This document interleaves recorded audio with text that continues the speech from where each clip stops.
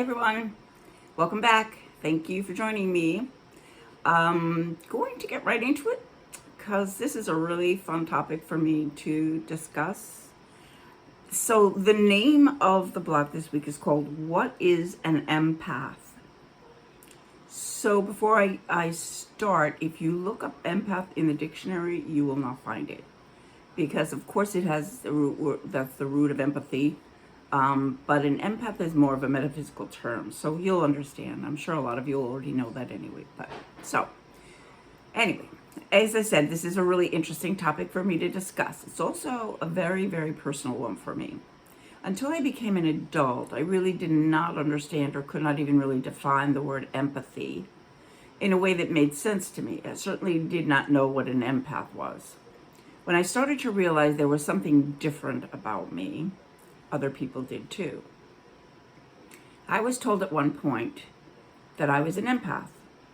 The younger Drew, always looking for cool labels to define her and boost her ego's need to tell the world who she is or was, well, she was curious about what that meant. Maybe some of you are too. So maybe also some of you are reading or listening to this blog and wondering if you might also be an empath. Before I share my take on this topic, it's important, again, to note that the information and understanding that I have comes from experience, research, and an intuitive knowingness. I am not a mental health professional. I'm a spiritual practitioner and teacher. So I communicate this material only from that perspective. So let's begin by defining what empathy is. Empathy is one's ability to be able to understand and perhaps tune in or read what another person is feeling.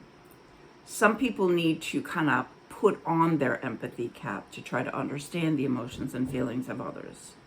And then other people find their empathy cap is always placed firmly on their heads and they have no choice but to continuously feel empathy for others. These individuals know and feel things beyond what they have been told about the experience or situation. That's where we start getting into empath. And there are different levels of how strong your gift of being an empath is. So as I was sharing this blog with my husband, he said, so the word empath then means empathy on steroids, right? And I laughed, of course. He's always funny. He can always lighten up my sometimes kind of too serious mood. Yep, that definition does sound just about right. Empathy on steroids. So everything is energy and has a particular vibration and frequency. We know that. Thoughts, feelings, and emotions are therefore energy. Every living thing is also energy, including human beings, of course. So we are all able to tune into the energetic vibration and frequency of others to one extent or another. That means that almost all of us can experience empathy. Let's give an example of empathy. So a friend is struggling with the breakup of a relationship with her spouse or his significant other, right? Okay. So you're listening to the story and they are sobbing and choking on their words. You know what that's like when you're just so upset that you can barely even get the words out. And they're describing their anguish, pain, and devastating feelings of loss to you. So then your energy tunes into theirs, and you can feel their emotions deeply and understand what they're going through. You may not have even experienced such a distressing loss in your own life, yet you can still share their experience on a heartfelt, energetic, and soulful level. Because even if it's not that particular kind of loss, we all do understand what it feels like to lose something or someone that we really love. So now let's look at the same experience from an empath view. So as an empath, you hear the same story. You feel the same empathy for your friend, but your ability to read further into the narrative is much stronger. So you're listening to the words, you're hearing the words, you understand and feel the pain behind them, yet you can also feel things that are unsaid by your friend who is suffering. You sense, without having any knowledge of this, that the person's pain is more about feelings of rejection and abandonment rather than the loss of that particular person. You also sense that beneath the heartache are feelings of yet to be realized relief at the end of a very dysfunctional relationship, though that's not on the surface. So even that you feel these things, even though you don't have any of the details, they just come to you. You realize that this experience for them was a necessary challenge in order for them to release and heal from their deep fear of being rejected or abandoned. This does not mean that the person sharing their heartache is concealing things from you. They may not have even begun to understand or the reason or the lesson behind and within their heart-wrenching adversity. In time, when the profound emotional pain subsides, they may begin to, but for the moment, it's all about the raw, deeply human tragedy for them. An empath is also aware that, though he or she has been made privy to this information at that time, it is most likely not the best time to share our insights. Exceptional empaths are usually born with the ability, yet we can all strengthen our capability to see beyond what the five physical senses perceive. When I was about 17 and working in a restaurant, a coworker, a woman who was in her 40s, told me all about her struggles in her marriage. I had never really had a serious or mature relationship with anyone at that point, so I had no experience to fall back on in order to help her. Yet somehow, I knew things about her she wasn't telling me. I began sharing with her what I heard beneath her words and feelings that she was not even aware of. So I kind of helped her to see the situation differently, and she was astounded. The thing is, I was too. How did I know those things? I wasn't sure. Yet I knew that day that there was something different and hopefully weirdly wonderful about me and the life that I was meant to live. Today, at 67 years old, it's hard to believe that, I have been through tremendous gut-wrenching adversity and beautiful transcendent and spiritual experiences. I rose and fell more times than I'd like to admit. My flawed yet gifted and very human part took me down dark, ominous alleys and dense, terrifying, navigable, it's a tough word, navigable forests.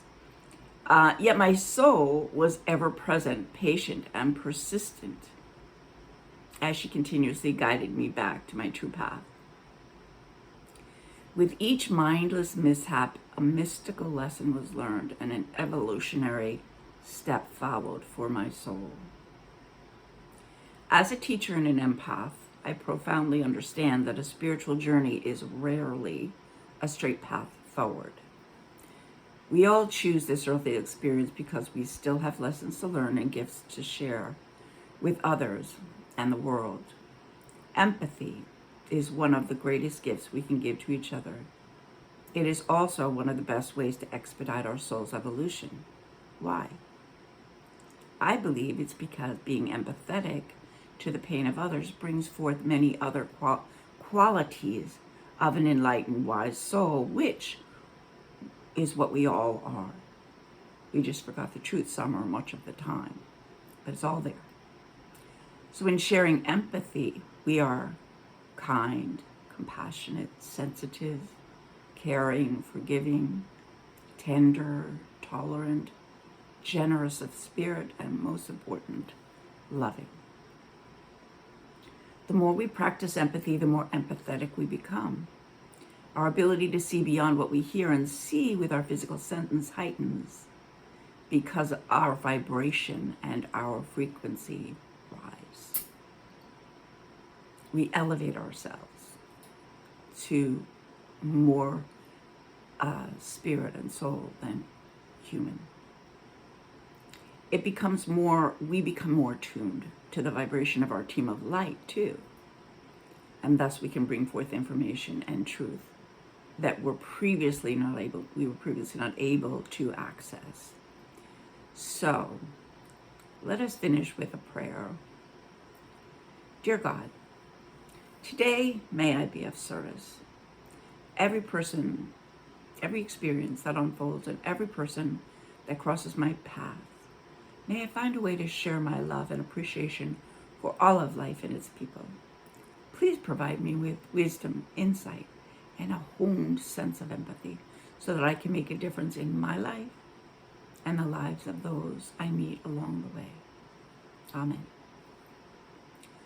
So I really loved talking about this topic because it's been such a journey for me to understand where all of this information comes from that I seem to know without knowing it. Details about a person, and if somebody doesn't want you to know something about them, they will usually block it, and their soul won't allow that to happen. If you have a negative reason for doing this that is not healthy, then that will also block your ability to be able to do this kind of work. It's when you set your intention as an empath to help, to be of service, to lift people up when they need to be lifted up, because it lifts you up at the same time. When your team of light knows that you are sincere, heartfelt, and deeply caring, and really want to work with them to bring more love into the world and to help people find their spark, their soul, their purpose, then amazing miracles happen. And the more you practice, the more you meditate and go into the temple of your soul's light, the more you'll actually be able to access this kind of information and hear them. And nothing feels better than somebody telling you that you changed their life, or you helped them to understand things better and woke them up. They woke up on themselves, but we give them a little bit of, I guess spark is the best word. It's plant a seed, and they take it from there. So I hope you enjoyed it. I enjoyed it. So I hope everybody has a wonderful day. Namaste.